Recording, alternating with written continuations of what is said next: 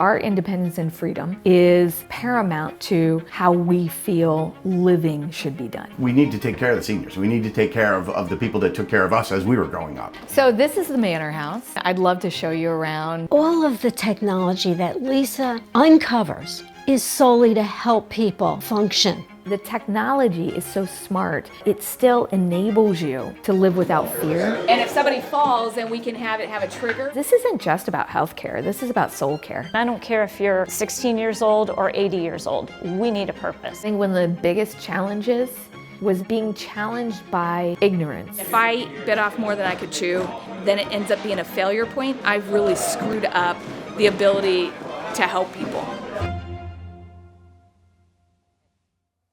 We got audio. Oh, okay, good. So, have you had any crises today, Lisa? Well, let's see. The city of Columbus doesn't like what we've done with the bathrooms, and they are meant for seniors, and they would prefer a curb that somebody has a hurdle to get over. I think one of the biggest challenges was not the construction. I do that on a daily basis, but being challenged by ignorance, whether that was in my neighborhood, protesting about a color, to the city, wanting it done the way it's always been done, and not necessarily for the right reasons, and not willing to actually open their hearts a little bit and say, okay, why are you doing this, and how can we help you do it right? If I learned anything this last year, you can't control everything. And if I bit off more than I could chew, and then it ends up being a failure point, it doesn't give any credence towards all the people that helped me out to do it again and to try it and to make it happen. If this does work out, it's an exponential benefit for everyone.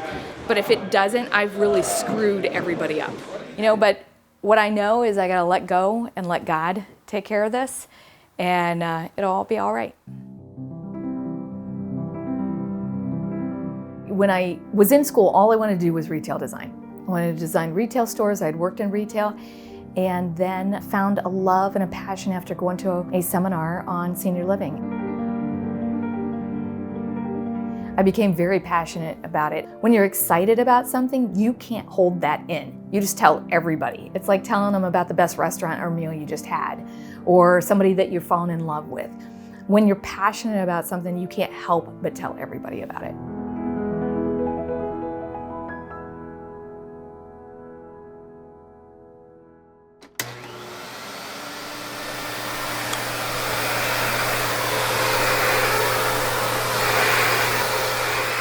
So Lisa's a special kind of person. When I was first married, I had my first child, stopped working. So to earn extra money, Lisa paid me to clean her house.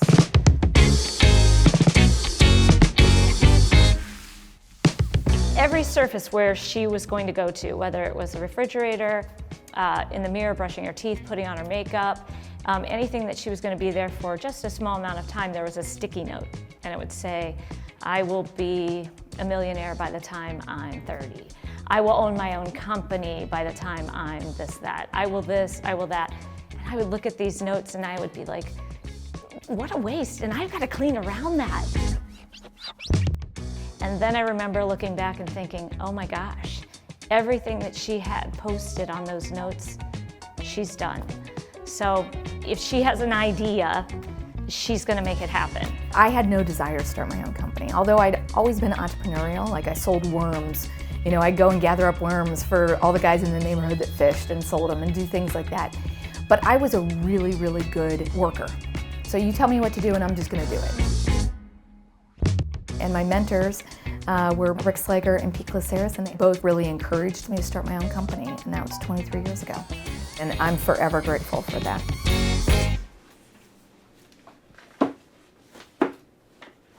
As my career path went, I didn't really know that I was choosing my career path as much as it was choosing me. And I've looked back and reflected on it quite a bit and realized that I have really old people in my life.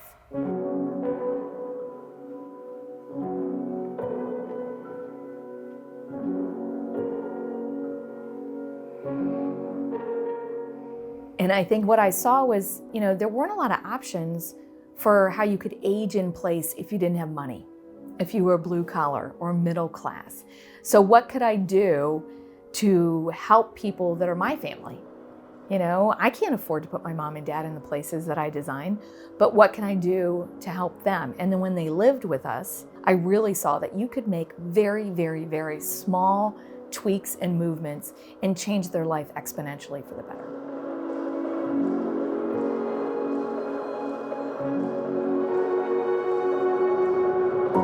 This is my dad, John, and my mother, Libby. Nice to meet you guys. So what do you think of the progress so far? Oh, That's the I first time think we've this been is, allowed back in, so we're not really sure. you know, I've looked at a lot of It's so not mansions fair. on Google, My and parents, there's very few that have this kind of staircase. we were doing Friday tours, Dad, to be Yeah, I honest. know, and that's which one time. No, it Why? was a couple times. See, How many this is times, why. Greg? 3 maybe. We'll Tops. take 3. Reason behind buying it is because I felt God wanted me to buy it. It was that, and I didn't know what I was supposed to do with it. It was a God thing. I didn't pick the house, and I was told by one of the guys that I pray with about 6 months earlier that I was going to have to make a big purchase, and I wouldn't understand it, and the people that were around me wouldn't understand it, and I didn't know what it was going to be. And then one day I drove home from work, and there was a sign in the front yard, and I just knew in my heart of hearts that I was supposed to have this. So when I decided that I was going to turn it into a place where I could showcase all the technology I wrote and spoke about, and I wanted to make sure people could try it out, because a bidet toilet seat, a tub, walking on smart flooring, none of that kind of like feels like something you want to do, right? It's not something that you can say, oh, this is the best thing ever, you've got to try it. So you have to test it out. And then once you test it out, you make a believer out of people. You know, I really envision that everyone's going to walk in here and just, this is kind of the mansion that you never grew up in.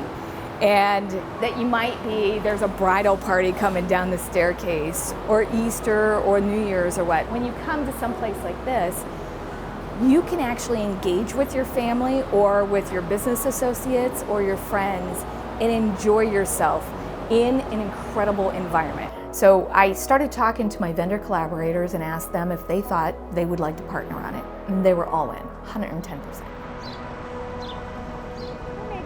Who makes a door like that?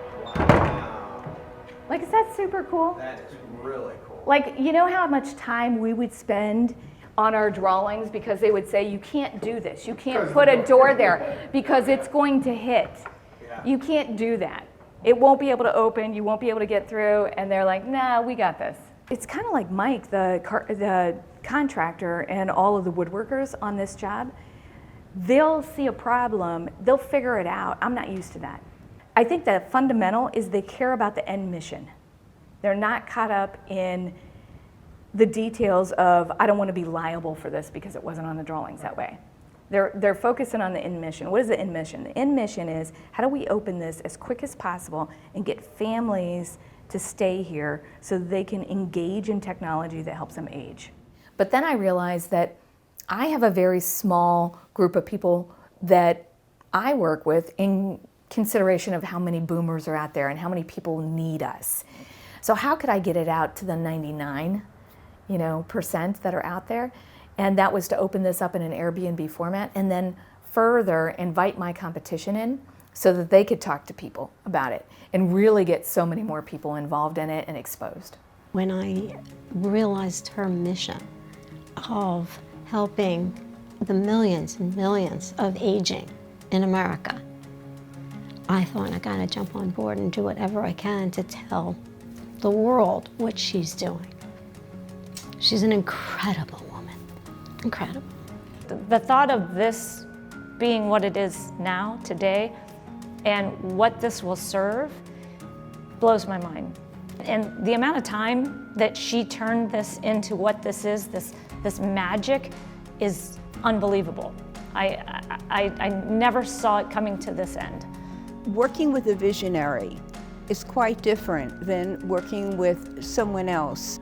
Lisa is a pioneer. I think of her almost as a scientist in how she evaluates, how she researched senior living. She's an educator, and she will tell everybody about what is going on, what the trends are, where she thinks things are going, and that's what's very great about Lisa. Early on, when we were putting together senior living packages, Lisa was part of a team that came to visit Shaw and said, "What are you guys doing? This is not where senior living design should go." And with our design team, with our leadership, with Lisa and some of her partners, we were able to create packages that encompass what a senior house should look like.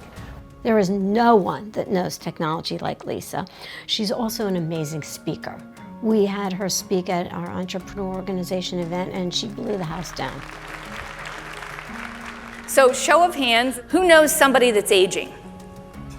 Yeah, everybody knows somebody that's aging, right? She cares tremendously about what she does and the people that she ends up working with or touching by design. So she really is a special person. I'm proud of what she's doing. When she first purchased the place, I thought she was a little crazy. But now that I see the vision and see it coming together, I feel in my heart that this is going to be a huge success. I see so much opportunity in this and how excited. It's almost like the build it and they will come. I think Steve Jobs might have said, like, if I would have asked people if they wanted, an iPod, no one would have said yes because they wouldn't even know what it was. This is a little bit like that. No one wanted this, but now that they see it, everybody wants it. It was just an enormous team effort. I mean, on an hourly basis from everyone. And we are only here at the finish line because of everyone, because of everybody that, helped me get every little piece. From the artwork to the drapes to the furniture to the smart flooring. Everybody along the journey went on the crazy train with me and just said, we're just gonna go. We're just gonna go and we're gonna be free and we're gonna flow and we're gonna just go where this leads us and make it right.